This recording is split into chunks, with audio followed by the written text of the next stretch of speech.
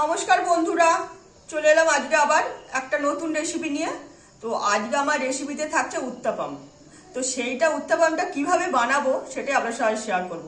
তো সম্পূর্ণ ঘরোয়া উপকরণ দিয়ে বানানোর চেষ্টা করব, যাতে চটজলদি খুব তাড়াতাড়ি করে নেওয়া যেতে পারে, এমনকি বাচ্চা থেকে বড় সবারই টিফিনে ক্যারি করা যেতে পারে। তো সেই বুঝেই খাবারটা বানানোর চেষ্টা করবো, কিন্তু সম্পূর্ণ মুখরোচকভাবে। তো দেখতে থাকুন কিভাবে রেসিপিটা আপনার সাথে শেয়ার করি।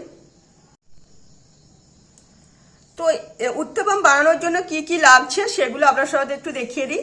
এখানে দেখতেই পাচ্ছেন আমি এক বাটি সুজি নিয়েছি, একটা বাটি সুজি নিয়েছি, সেই পরিমাণই এক বাটি থেকে সামান্য একটু কম, কারণ আমার গাঢ় টক দই, তো তার জন্য সেই বুঝেই আমি টক দইটা নিয়েছি। একটু কম আছে, এক বাটি সামান্য একটু কম এই রয়েছে। সঙ্গে রেখেছি একটু গাজর কুচিয়ে রেখেছি, একটু আপনারা গ্রেট করেও নিতে পারেন, একটু পেঁয়াজ কলি কুচানো আছে, এর পরিবর্তে আপনারা ক্যাপসিকামও দিতে পারেন, তাতে কোনো অসুবিধা নেই। একটু বিট কুচিয়ে রেখেছি যাতে কালারফুল লাগে, অল্প একটু ধনেপাতা, একটু পেঁয়াজ কুচানো, আর একটু কাঁচা লঙ্কা, সাদা লাল আর সবুজ কাঁচা লঙ্কা কুচানো। তো এই রেখেছি, আর ভাজার জন্য অবশ্যই রিফাইন তেল।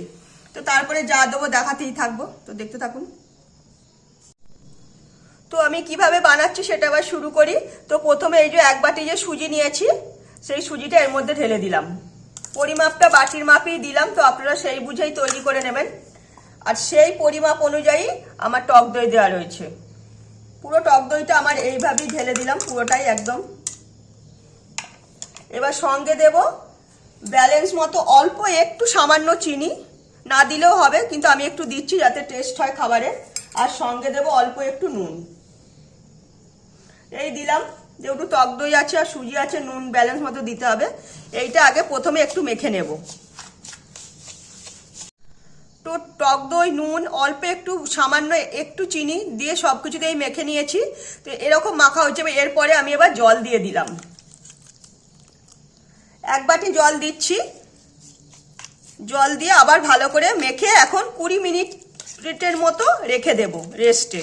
আগে ভালো করে মেখে নেব, 20 মিনিটের মতো রেস্টে রেখে দেবো। তারপরে আবার এর মধ্যে জল দিয়ে দেবো, যতটা ফুলে যাবে, তারপরে যতটা আবার জল লাগবে ততটাই দেব। এইভাবে 20 মিনিট মেখে এখন রেখে দেব। তো এখানে এবার আমি 20 মিনিটের জন্য ওটা রেস্টে রেখে দিয়েছি সুজির মিশ্রণটা। তো এবার এখানে যেসব সবজিগুলো রেখেছি সেগুলো সবকিছুর সঙ্গে উপকরণ দিয়ে মেখে নেব।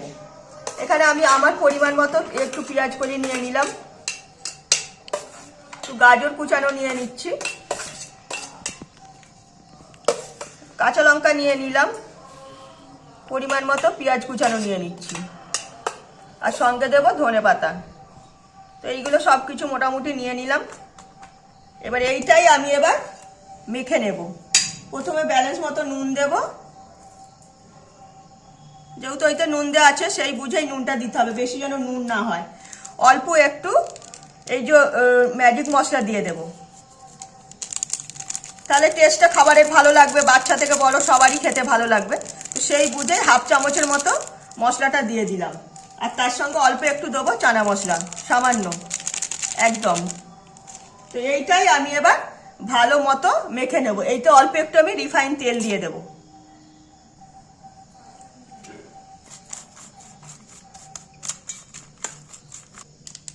তো 20 মিনিটের জন্য এটা তো ঢেকে রেখেছিলাম। তো এবার ঢাকাটা খুলে দেখতেই পাচ্ছেন কতটা ফুলে গেছে সুজিটা। তো এর মধ্যে আরেকটু অল্প একটু জল দিয়ে দেব, একদম গাঢ়ই থাকবে। অল্প একটু জল দিলে একটু হালকা একটু হয়ে যাবে, পাতলা টাইপের হয়ে যাবে, তো কিন্তু গাঢ়ই থাকবে। তো সেই বুঝেই আমি জল দিয়ে নিয়েছি। তো এর মধ্যে এবার অল্প করে আমি একটু ইনো দিয়ে দেব, সামান্য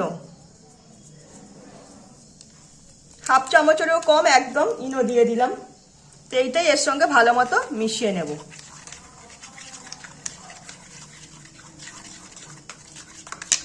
আমার পুরো মিশ্রণটা পুরো একদম রেডি হয়ে গেছে।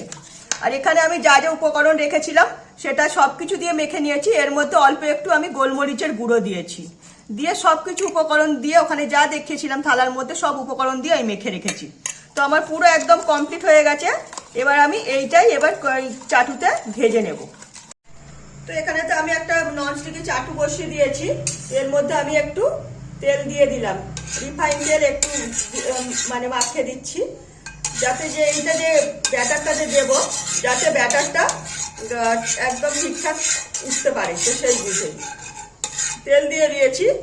এবার এর মধ্যে এইখানে যে গাঢ় ব্যাটারটা তৈরি করে রেখেছি সেইটা প্রথমে দিয়ে দেব। আমি খুব একটা বেশি বড় করব না, একটু মানে মাঝারি সাইজের করব। 1 চামচ দিয়ে দিলাম। এবার এর মধ্যে এখানে যে মিশ্রণগুলো যে তৈরি করে রেখেছি সবকিছু দিয়ে উপকরণটা সেইটা এর মধ্যে দিয়ে দেব।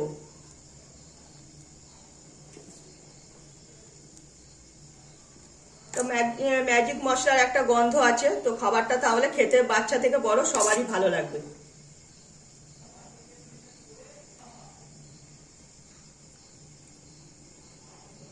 এইটাই আমি আবার কিছুক্ষণের জন্য ঢেকে দেব, যাতে এক পিঠ হয়ে গেলে পরে আবার অপর পিঠটাও যাতে হয়ে যায় হয়, তো সেই বুঝেই তৈরি করে নেব। তো দেখতেই পাচ্ছেন আমি 2-3 মিনিটের জন্য ঢেকে দিয়েছিলাম, উঠে যাচ্ছে পুরো। এবার এইটাই আমি আবার উল্টে দেব। এবার ওই পিঠটাও আবার 2-3 মিনিটের জন্য ঢেকে দেব, যাতে ভালো মতো খাবারটা মানে তৈরি হয়ে যায়। যে কাঁচা সবজিগুলো আছে সবজিগুলো যাতে একদম কুক হয়ে যায়, তো সেই বুঝেই তৈরি করে নেব। আবার কিছুক্ষণের জন্য 2-3 মিনিটের জন্য মানে 1-2 মিনিটও ঢেকে দেব। তো উল্টে দিয়েছিলাম, 1-2 মিনিট রেখে দিয়েছিলাম একটু মানে আঁচটা কমিয়ে দিয়ে। আবার ঢাকাটা খুলে নিয়েছি, খুলে নিয়ে আবার আমি এইটাকে উল্টে দেব। এই দেখুন পুরো মানে সবজিগুলো পুরো একদম ভাজা হয়ে গেছে, মানে এর সঙ্গে মিশেও গেছে খাবারের সঙ্গে, খাবারটাও পুরো একদম রেডি হয়ে গেছে। উপর থেকে অল্প একটু তেল ছড়িয়ে দিয়েছিলাম যাতে সবজিগুলো ভালো মতো ভাজা হয়ে যায়, তো সেই বুঝেই। তো আমার খাবারটা পুরো রেডি হয়ে গেছে, এইটাই আমি এবার নামিয়ে নেব। তো খাবারটা তো তুলে নিয়েছি, আর একটা দেখিয়ে দিই। পরিমাণ মতো আমি 1 চামচ করে সুজি দিয়ে দিচ্ছি, মানে সুজির ব্যাটারটাতে তৈরি করেছি সেইটা দিয়ে দিলাম। একটু চামচটা দিয়ে একটু ঘুরিয়ে একটু হালকা করে গোল করে দিলাম। তো এর মধ্যে এই যে রয়েছে সবকিছু মিশ্রণটা, সেইটা এবার ছেড়ে দেব।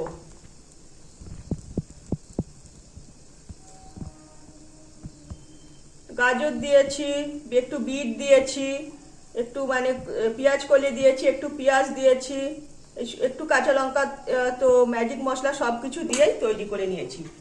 দেওয়া হয়ে গেছে। এইটার উপরে আমি একটু অল্প করে একটু তেল দিয়ে দিলাম, একটু ছড়িয়ে দিচ্ছি যাতে চারিদিকে মশলা এগুলো লাগে সব জায়গায়। তো আবার আমি 2-3 মিনিটের জন্য আবার ঢেকে দেব। একটু আঁচটা কমিয়ে দিয়ে ঢাকতে হবে যাতে পুড়ে না যায়, সেই বুঝি আমি এবার ঢেকে দেব। তো দেখতে পাচ্ছেন আমি 1-2 মিনিট পরে আবার ঢাকাটা খুলে দিয়েছি।